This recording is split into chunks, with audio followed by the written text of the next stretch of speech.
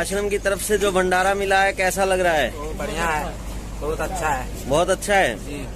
तो ये संत रामपाल जी का आश्रम है, आप इनकी व्यवस्था के बारे में कुछ कहना चाहोगे?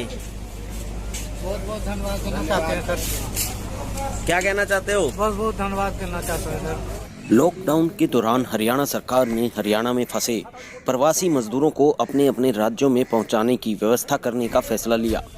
इस फैसले के बाद जहां जहां से ट्रेन जा सकती हैं उन जिलों में सरकार ने इन मजदूर भाई बहनों को इकट्ठा करने का प्रबंध करना शुरू कर दिया। इसी सिलसिले में जब भिवानी में इन मजदूरों के ठहरने की बात आई तो हरियाणा सरकार के अधिकारियों ने संत रामपाल जी महाराज के सतलोक आश्रम भिवानी में पहुंचकर आश्रम का जायजा लिया। एडीसी भिवानी, एसडीएम भिवानी और तहसीलदार समेत पुलिस वालों ने आश्रम में पहुंचकर जब जायजा लिया तो उनके मुंह से अपने आप ये शब्द निकले कि इससे अच्छी व्यवस्था पूरे भिवानी में कहीं नहीं हो सकती। आश्रम की व्यवस्थाओं को देखकर, आश्रम की व्यवस्था को देखकर वो अपने आप इस बात से आश्वस्त नजर आए कि इससे अच्छी व्यवस्था पूरे भिवानी में कहीं नहीं हो सकती।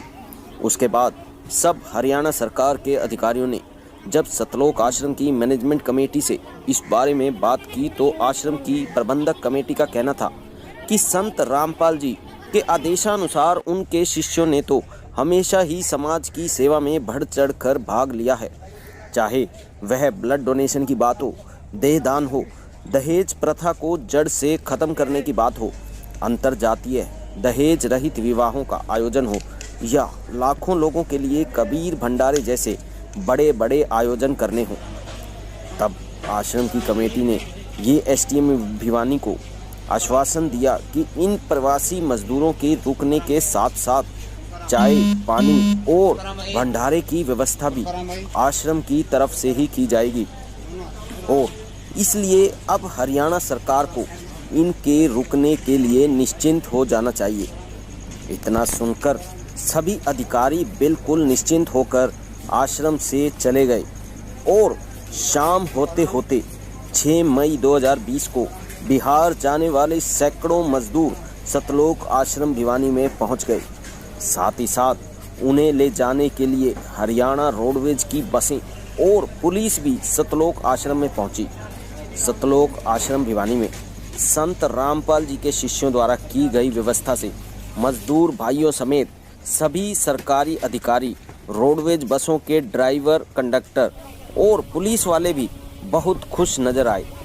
आश्रम में आए इन सभी लोगों ने संत रामपाल जी का सत्संग भी सुना और संत रामपाल जी की लिखी गीता तेरा ज्ञान अमृत, आध्यात्मिक ज्ञान का गोला और अंधश्रद्धा भक्ति खतराए जानन नामक पुस्तकें भी अपने साथ ले जाने के लिए ले ली।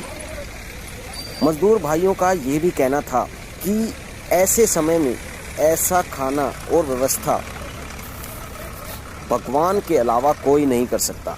इतने मुश्किल समय में ये सब व्यवस्थाएं करना आम आदमी के बस की बात नहीं।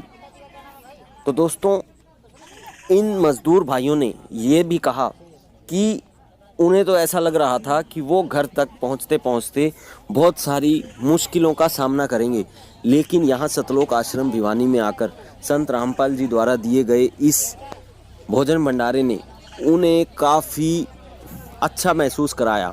और इसके साथ साथ संत रामपाल जी के शिष्यों द्वारा इन मजदूर भाइयों के लिए जाते हुए पैकिंग के खाने की पैकिंग की व्यवस्था भी की गई थी। इन्हें खाने के पैकेट साथ में ले जाने के लिए भी दिए गए।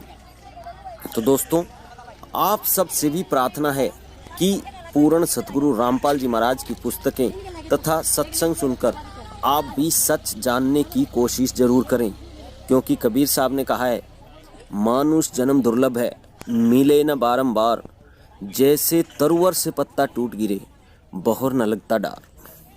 धन्यवाद।